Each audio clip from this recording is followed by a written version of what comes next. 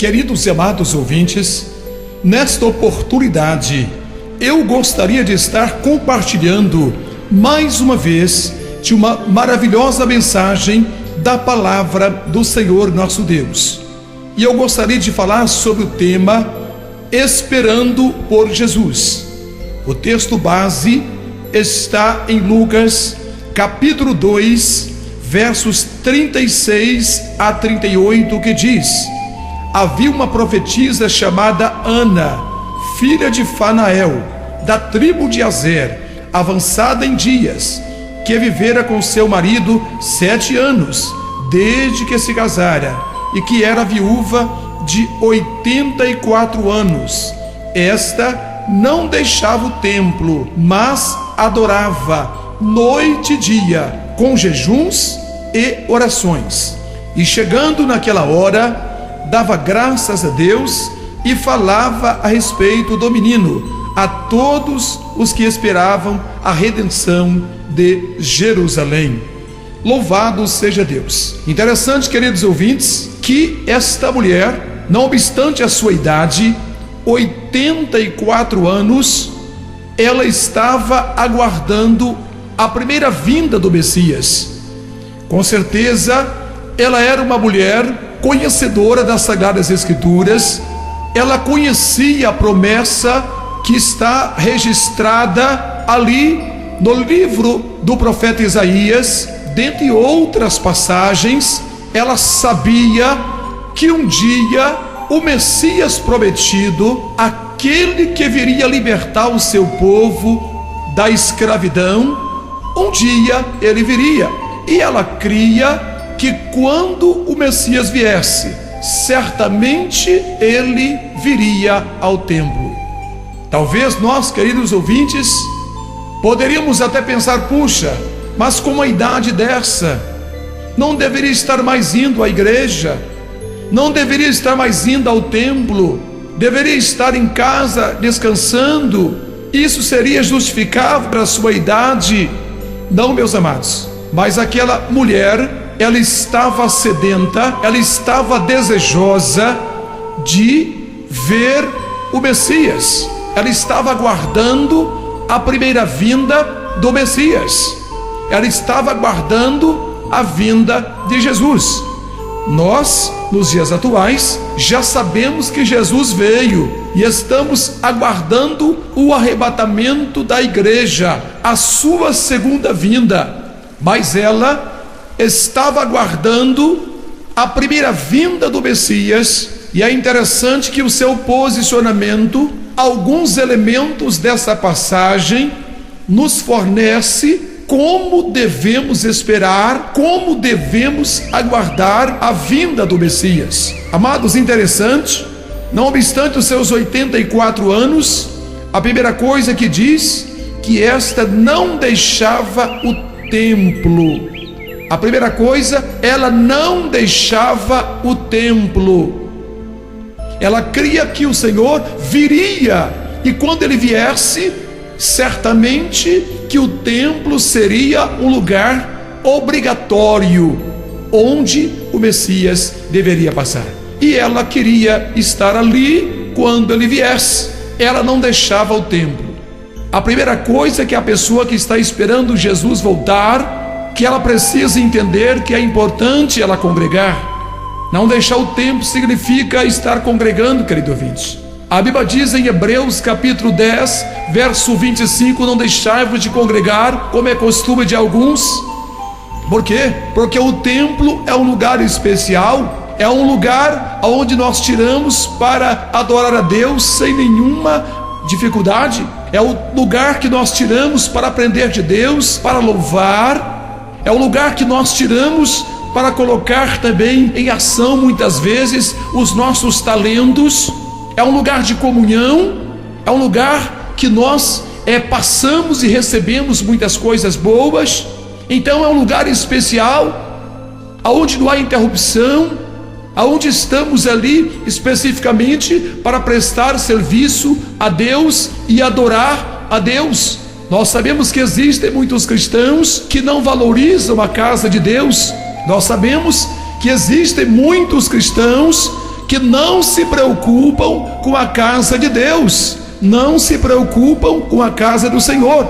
Eles acham que tanto faz, eles não estão nem aí, vão na igreja muitas vezes de mês em mês, de ano em ano, mas a pessoa que está esperando o Messias, ela está sempre na casa do Senhor, porque certamente ali Deus vai estar sempre falando com ela. Não é que Deus não possa falar em outro lugar, é claro que sim. Deus não está limitado a lugares, a espaço, ao tempo, não é?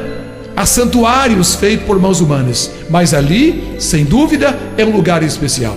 Você está esperando o Messias? Você está esperando Jesus? Você está aguardando o arrebatamento da igreja? Enquanto isso não acontece, não deixe de frequentar a casa de Deus.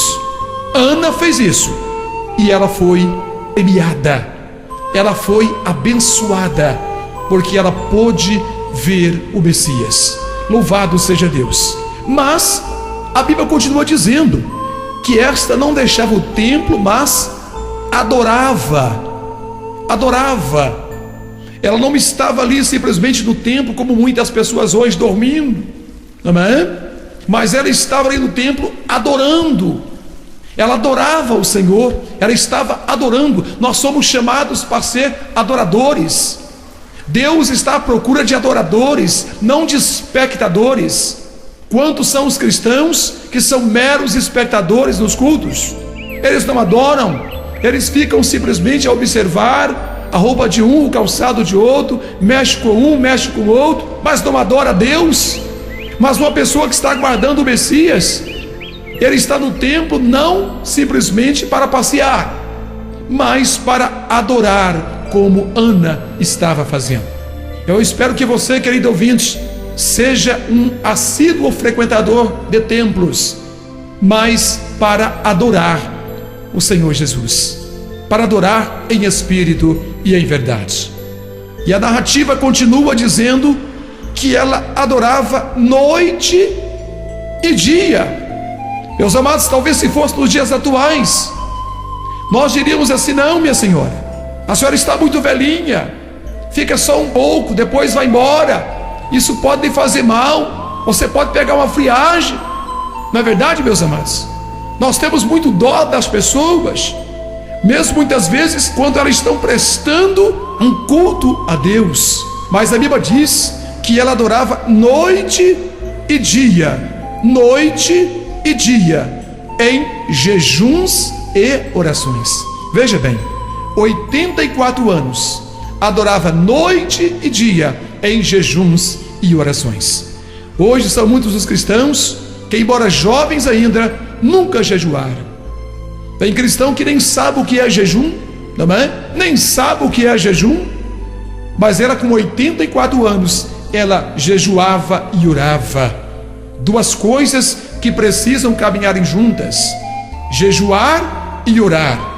E quando fala orar, não significa aquela oraçãozinha rápida na hora do almoço, do jantar ou de dormir, mas é aquele tempo que se tira para falar com Deus, é aquele tempo particular a sós com Deus, é aquele tempo que você busca Deus até sentir a presença dEle, até o Espírito de Deus borbulhar no seu espírito.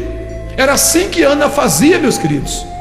E quem quiser ver Jesus, quem quiser participar do arrebatamento, também precisa orar e jejuar. A Bíblia diz: vigiai e orai, para que não entreis em tentação. Então ela aguardava o Messias em jejuns e orações, adorava no templo, de noite e de dia, em jejuns e orações.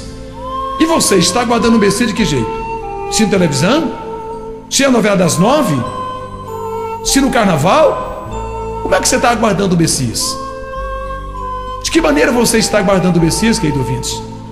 Pare e pensa, responde para você mesmo, responda para você mesma, para você mesmo, querido ouvinte. De que maneira você está aguardando o Messias? Louvado seja Deus. E depois a Bíblia diz, no verso 38, e chegando naquela hora, quando ela viu Jesus chegando ali, aquela criança, evidentemente que o Espírito de Deus já lhe revelou que ali estava o Messias que ela aguardava há tanto tempo, que a sua espera fora recompensada. Louvado seja Deus. E a Bíblia diz que quando ela viu, ela dava graças a Deus e falava a respeito do menino. Certamente que ela falava: esse é Jesus de Nazaré. Esse é o que o profeta Isaías falou: o maravilhoso, o Deus forte, o Pai da eternidade, o príncipe da paz. Esse é o Senhor justiça nossa. Esse é o que o profeta Moisés falou, não é? Viria um maior do que ele, um profeta superior a ele, e que a esse profeta o povo ouviria. Certamente que ela falava a respeito de Jesus baseado nas profecias, e agora ele estava vendo Jesus face a face. Amado, e hoje, como que nós devemos esperar Jesus? Como que nós devemos aguardar a vinda de Jesus calados, reclamando da vida? Ou será que também falando a respeito de Jesus para os que não conhecem? A Bíblia diz: ide por todo o mundo e pregai o evangelho a toda a criatura. Isso é falar de Jesus. Isso é anunciar as boas novas. O cristão não pode aguardar a vinda de Jesus de braços cruzados, de boca fechada. Ele tem que aguardar a vinda de Jesus pregando a santíssima palavra de Deus. É o momento de nós fazermos uma reflexão. De que maneira estamos aguardando Jesus? Temos ido sempre ao templo? Será que temos adorado? Será que temos adorado em jejuns e orações?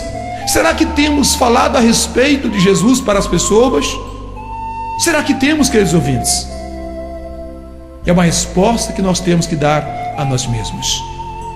Mas que Deus possa estar abençoando a cada um e que cada um de nós estejamos esperando o Messias de uma forma adequada. Que Deus abençoe. Amém.